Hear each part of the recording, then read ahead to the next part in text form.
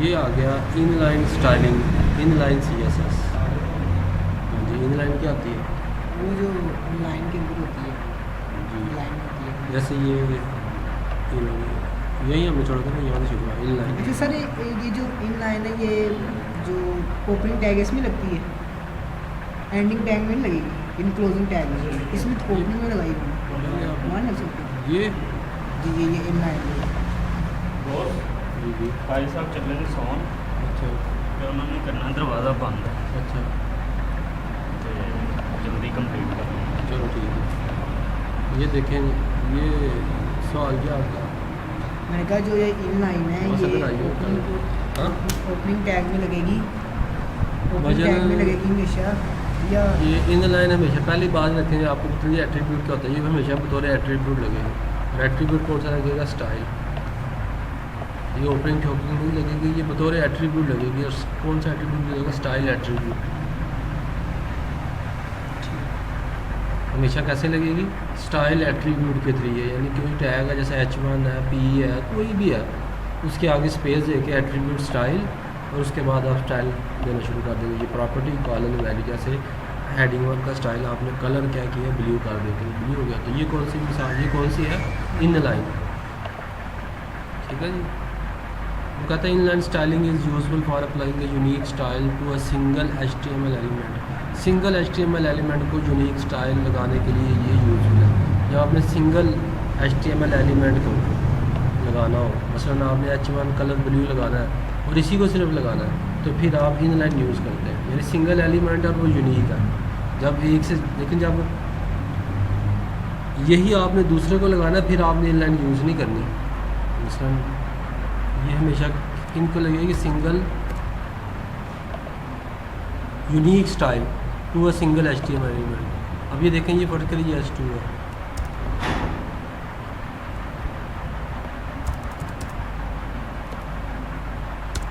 ठीक है। तो दोनों को आपने, ये इसकी गलती होगी, इसको मैंने H1 ही रखा। तो देख रहे हैं दो हेडिंग आती है, तो दोनों को आपने क्या लगाया?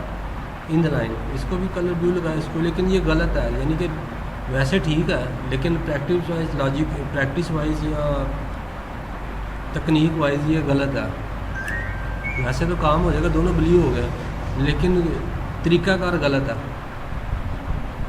ठीक है, क्यों गलत है तरीकाकार? इंटरनल में करेंगे।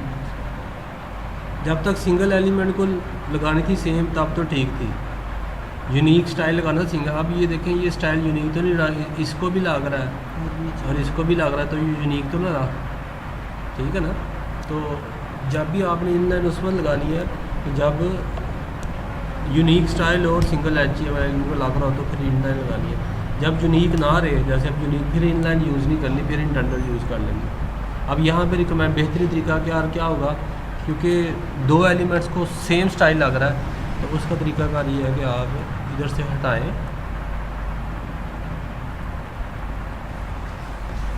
ठीक है जी। बॉस अपने वाल कर लेंगे कि अपने वाल हेड क्लोज, यहाँ पे कैसे लगाएंगे? स्टाइल।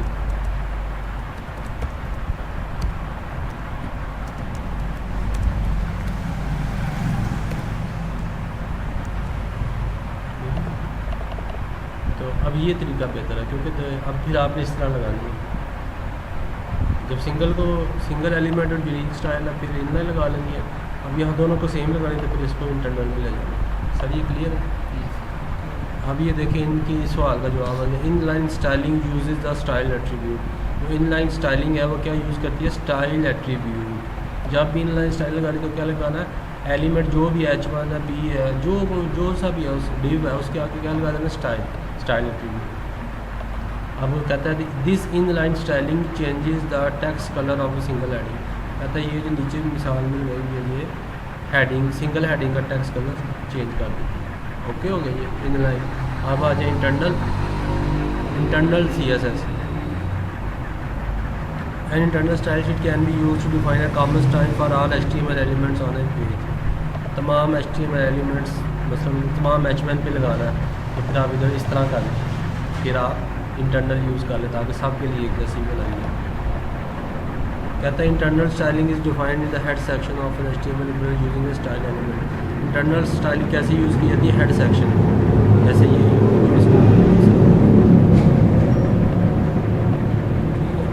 तो उसने ये हेड सेक्शन में style open, style close, body H1P, ये आपको ऑलरेडी ये मिसाल में क्लियर है जी। इसको भी जी क्लोज करके आगे चले। आगे इंटरनल होगी क्लियर। आगे आ जाए एक्सटर्नल।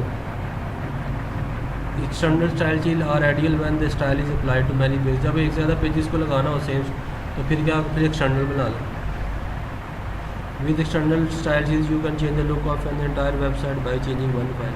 एक फाइल चेंज करते हैं सारी वेबसाइट की लुक बदल जाती है। वेबसाइट में होता है कलेक्शन ऑफ पेजेस, मतलब आप एक फाइल चेंज करेंगे, आपके पास वेबसाइट में 50 पेजेस है तो वो तमाम के तमाम 50 पेजेस इसी को यूज़ कर रहे हो, तो एक जगह चेंज करेंगे सारी की सारी वेबसाइट के कलर फ़ॉन्ट वगैरह चेंज होगी। ठीक है जी।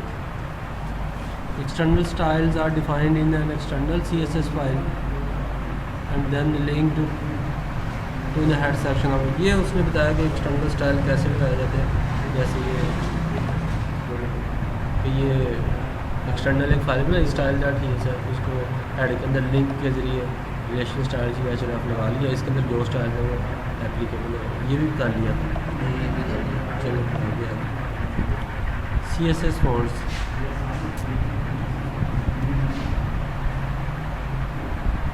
CSS फॉन्ट्स क्या होते हैं? ये पहले ये देखें CSS कलर प्रॉपर्टी, इसमें उसने सिंपल बताया है कि ये कलर है, फ़ॉन्ट फैमिली और फ़ॉन्ट साइज़ है। कलर है, फ़ॉन्ट है। इधर से एग्जांपल से कर लेते हैं ताकि ज़्यादा क्लियर हो। अच्छा चलो ठीक है। ये उन्होंने किला भी खोला हुआ इसलिए चले चलते हैं। चले फिर वैस भाई चले। हाँ किसी किले हमें को बाहर बैठिए होती है मेरे वाल आइयो, बाहर नहीं आइयो बाहर, ये ठंडी हवा है कुछ नहीं।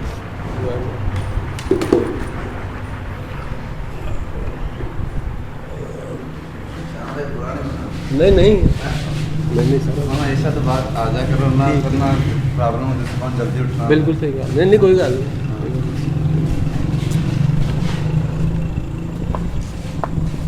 उधर इधर ही भाई वो पटके चल केड़ा पट्टा वो वाला है ला हाँ क्यों वाला नहीं आ चल चलो जिथे मर्जी थे वैस भी कहणगे दसो कितने हथे बने यार उत्थे भाई ये जिथे वैस भी कहंदे हो कितने कहने व्यास भाई ਇਹ ਦੇਖੋ ਨਾ ਇਹ ਚੇਅਰਸ ਪਈਆਂ ਬਹੁਤ आयो आयो नाल मैंगो मंगा लेने ਤੁਹਾਨੂੰ ਪਤਾ ਹੈ बहुत अच्छा ठीक है ਇਹ ਵੇਖੋ ਨਾ ਤੁਹਾਨੂੰ ਦੱਸ बेहतरीन हो गए आहो इंज कर लेने एक बंदा इत्थे बह जाएगा बाकी चेयर आ जाएगी आह बस भाई इत्थे ना आ जाए करिए देख लगा ना देसी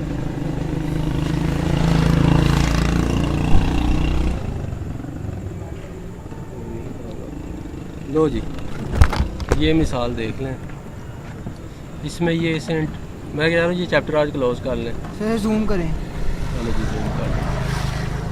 ये उसने इंटरनल H1 को कलर ब्लू लगा दिया, इसमें कोई प्रॉब्लम क्लियर है। फ़ॉन्ट फैमिली फ़ॉन्ट मुख्तलिफ़ किस्म के वर्डाना 7-8 होते हैं, अगर आप ये देखने हो कौन कौन से फ़ॉन्ट होते हैं जो ज़्यादा मशहूर है, बहुत सारे होते हैं तो आप यहाँ से भी जाके लिस्ट में देख सकते हैं। इस तरह काफ़ी फ़ॉन्ट होते हैं, एरियल होता है, मुख्तलिफ़ फ़ॉन्ट्स होते हैं। ठीक है जी, तो जैसे इसमें वर्डाना फ़ॉन्ट भी है, ये देखें ये वर्डाना है।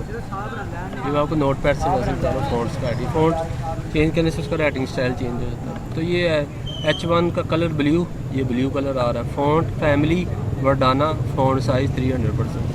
फिर paragraph colour red, font family Courier, font size 160%। इनके फ़ॉन्ट आपस में इंटरचेंज करेंगे तो ये इसके स्टाइल में फ़र्क पड़ेगा। तो नीचे ये H1 लगाया हुआ B1, इसमें कोई मसला इस मिसाल में ठीक चलो अब इसको भी क्लोज कर देते हैं, आगे आ जाए। CSS बॉक्स मॉडल, ये क्या चीज़ है? कहता है every HTML element has a box around it even if you can not see it. Her HTML element के अंदर इर्द गिर्द एक बॉक्स होता है। होता ज़रूर है, आपको चाहे नज़र आए या ना, होता है, यानी वो मौजूद होता है। तो अगर जब उसको विजिबल करना हो तो बॉर्डर लगा दें, वो विजिबल हो। यानी वो कह रहे हैं हर HTML एलिमेंट के इर्द गिर्द एक बॉक्स होता है। इवन इफ़ यू कैन, अगर आप देख सकें या ना देख सकें, लेकिन बॉक्स होता ज़रूर मौजूद है। ठीक है जी, हाँ होता मौजूद ज़रूर है। अगर उसको क्लियर, उसको विजिबल करना हो तो उसके इर्द गिर्द क्या लगा दें, बॉर्डर लगा दें। जैसे उसने एक मिसाल के ज़रिए ये देखें, उसने इंटरनली लगाई हुई है। क्यों लगाई हुई है? उसने सब पे एक जैसे ही लगाना था। उसने इंटरनल में क्या, पैराग्राफ जितने भी हों उनके इर्द गिर्द उनमें क्या आ जाए, बॉर्डर आ जाए 1 पिक्सल सॉलिड ग्रे। तो ये देखें, ये फिर नीचे 3 पैराग्राफ हैं, 1 2 3 4। तो उसका स्टाइल पैच, तीनों पैराग्राफ का स्टाइल लग गया, बॉर्डर लग गया 1 पिक्सल सॉलिड और ग्रे। मज़ीद इसको लाइट ग्रे चाहे कर ले ताकि आपको क्लियर नज़र आ जाए। लाइट ग्रे से आ गया। तो ये मिसाल आ गई उसकी कि बॉक्स ज़रूर होता है। अब ये देखें H1 के गिर्द भी बॉक्स है। मैं इंटरनल ही लगा लेता हूँ ना, या चलो ठीक है, स्टाइल, और इधर से मैं ये कॉपी कर लेता हूँ।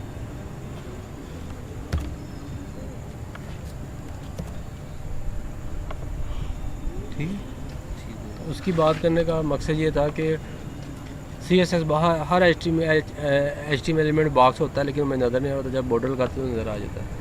अब आज CSS padding property define the padding space inside the border. ये पैडिंग क्या होती है? ये जो आपको border, this is the paragraph लिखा हुआ है, इसके और इसके बॉर्डर में आपको स्पेस नज़र आ रही है, उसे कहते हैं पैडिंग। ठीक है जी। अब जब आपने ये देखें, ये आपने 3 पैराग्राफ बनाए और इंटरनल CSS के ज़रिए स्टाइल लगा के, उन्होंने कहा पैराग्राफ पे क्या लगे, बॉर्डर लगे 1 पिक्सल सॉलिड ग्रे। वही पहले वाली मिसाल, इसको मैं फिर लाइट ग्रे कर देता हूँ। ठीक है जी। और उसमें उसके बाद अगर उसके बाद पैडिंग आपने लगा 10 पिक्सल। अगर आप ये पैडिंग हटाएंगे, पैडिंग मैंने काट दी, तो आप देखें कि इस तरह था। पहले मिसाल में ऐसे ही था, लेकिन ये बुरा लग रहा है। पैडिंग ज़रा खूबसूरती को इजाफा करती है ना, चीज़ें ऐसे भी लग जाते कि जैसे चिमनियाँ आने। ठीक है जी। तो ये पैडिंग लगा दी। अब ये पैडिंग जब लगी ना, तो पैडिंग में ये देखें, जब आप ऐसे पैडिंग लगाते हैं ना, तो इसके टॉप पे भी ये 10 पिक्सल लग गया, इसके राइट साइड पे भी 10 पिक्सल लग गया। अब टेक्स्ट थोड़ा इस वजह, बॉटम पे भी लग गया और लेफ्ट पे भी लग गया जब आप इसे लगाते हैं। लेकिन अगर आप ऐसे लगाएंगे पैडिंग डैश टॉप, तो सिर्फ किस पे लगेगी, टॉप पे, ना राइट पे लगेगी, ना बॉटम पे, ना लेफ्ट पे। ठीक है जी। इस तरह बैट अगर आप लिख देंगे पैडिंग लेफ़्ट लिख देंगे तो सिर्फ किस पे लगेगी, लेकिन लेफ़्ट पे लगी है। और जब वैसे लिख देंगे तो फिर किस पे लगेगी, 10 पिक्सल सब पे, सब पे लग गई। एक और चीज़, अगर मैं ऐसे लिखता हूँ 3 5 10, इसका क्या मतलब है? ये क्या सर? पैडिंग लिखी है मैंने, इसका क्या मतलब है? इस तरह मैं अगर लिखूँ तो इससे क्या मतलब होगा? Padding 3 pixel space 5 pixel space 10 pixel space है। ये होगा left right left top bottom होगा। क्या होगा? Left right top bottom. गलत। आधा जवाब आपका सही, आधा गलत है। तरतीब गलत है आपकी। हाँ वही ना तरतीब, लेकिन तरतीब कैसे पढ़ी जाएगी जी? concept जी ऐसे तरतीब कैसे पढ़ी जाएगी? Top bottom right left. गलत। तरतीब गलत। Top left right bottom. गलत जी सर। ये तुक्का लगाएं। आगे होता है पाकिस्तानी तुक्का लगाओ, क्यों मोबाइल ले लो। सर जी ये तो है लेफ्ट और बॉटम। गलत। सबसे पहले क्या होगा, मैंने बोला था टॉप 3 पिक्सल कितनी लगेगी टॉप पे, उसके बाद राइट 5 पिक्सल राइट पे लगेगी, फिर लगेगा बॉटम, यानी top clockwise right bottom left, इसी तरतीब होती है। देखें मैं इसको लगाता हूँ, तो टॉप पे लगा 3 पिक्सल, राइट साइड पे लगा 5 पिक्सल, बॉटम पे लगा 10 पिक्सल और लेफ्ट पे लगा 100 पिक्सल। और अगर मैं ऐसे कर दूँ,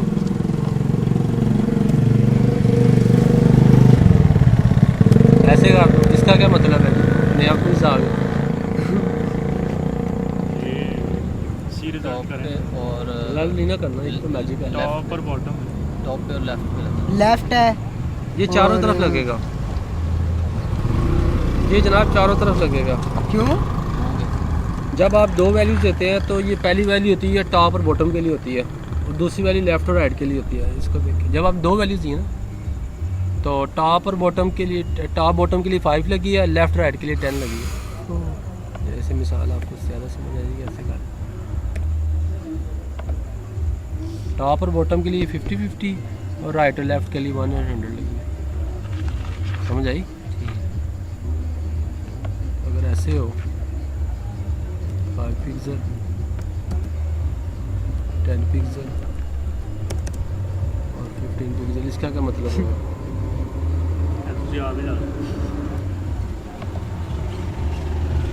ये क्या है? और तरतीब वही होगी, टॉप आ जाएगा, राइट आ जाएगा। राइट आ गया और बॉटम आ गया, और बॉटम आ गया। और वो उधर तो है स्पेस फिर भी।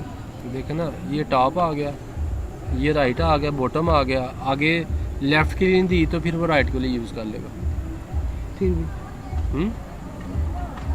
पढ़ेंगे ऐसे ना, पहले हमेशा टॉप पढ़ेंगे, दो वैल्यूज़ होंगी तो अगर दो वैल्यूज़ होंगी तो ये टॉप भी होगा बॉटम भी होगा, और फिर ये लेफ़्ट राइट होगा।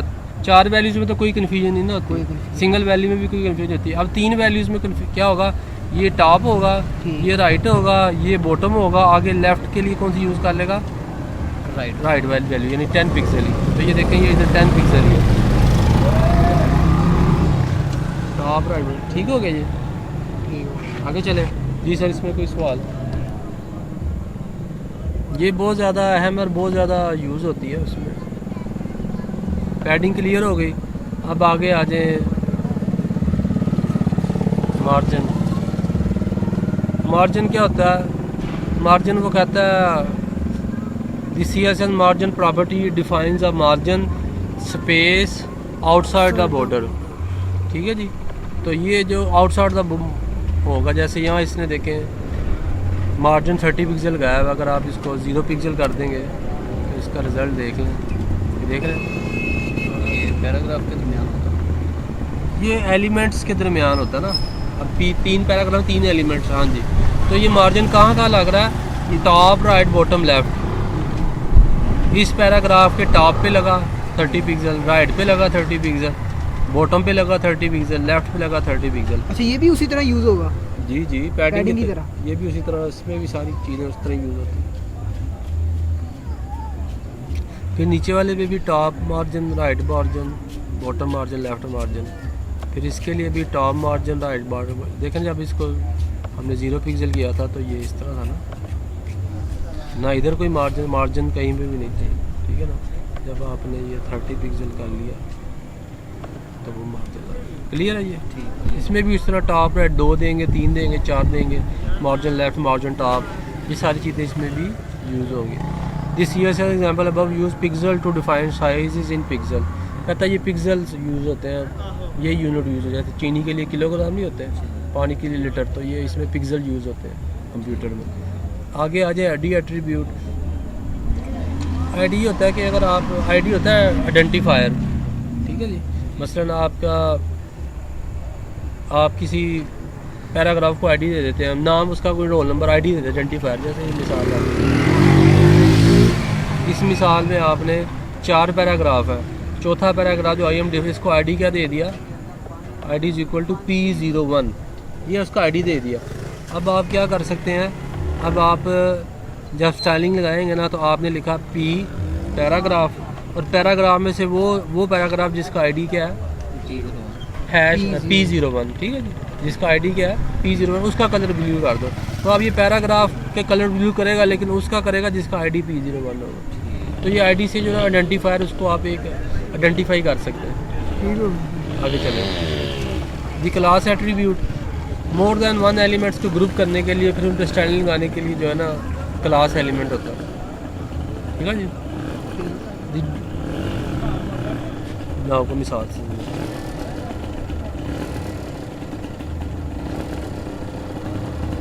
समझाता हूँ, समझ आ जाएगी। ये देखें कितने पैराग्राफ हैं? 1 2 3 4 5।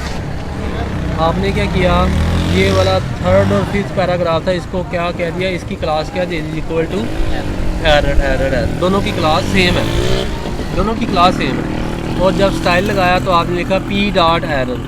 पैराग्राफ में जिनकी क्लास एरर हो उसका कलर रेड कर दो। तो देखिए उसने इन दोनों का कलर रेड कर दिया।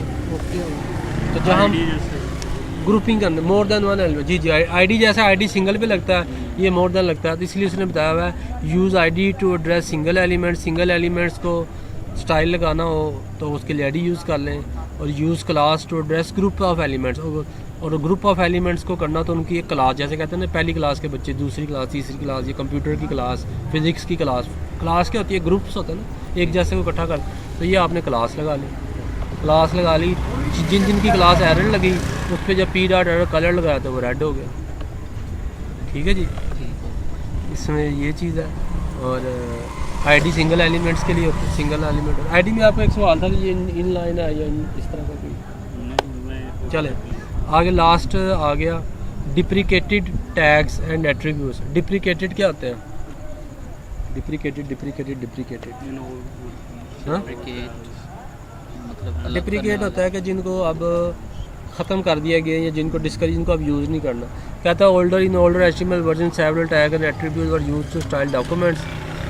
These tag and attribute are not supported in HTML file. मसलन कौन कौन से आपने यूज़ नहीं करने? फ़ॉन्ट टैग आपने यूज़ नहीं करना, सेंटर टैग आपने यूज़ नहीं करना, स्ट्राइक का टैग आपने यूज़ नहीं करना। इसकी जगह आपने स्टाइल CSS स्टाइलिंग स्टाइल लिख के उसको यूज़ करना। इसी तरह आपने एक कलर भी जो है ना, ये भी नहीं यूज़ करना एट्रीब्यूट। BG कलर भी नहीं एट्रीब्यूट करना। BG कलर बैकग्राउंड कलर, ये बॉडी के अंदर होता था कि बॉडी के अंदर आप देते BG colour is equal to, मसलन आपको मैं इसकी मिसाल दूँ तो आपको समझ आ जाएगी। ये देखें बॉडी में हम ऐसे पहले ऐसे भी कर लेते थे, BG colour is equal to red. ठीक है जी, लेकिन ये आप यूज़ नहीं करना। हम कैसे, हमने क्या करना है, स्टाइल बॉडी की बात लिखना स्टाइल, और उसके बाद लिखना है बैकग्राउंड कलर, जी background colour dash colon red. ये नहीं लिखना, बल्कि क्या लिखना है, BG कलर नहीं यूज़ करना, बल्कि ऐसे करना है स्टाइल बैकग्राउंड।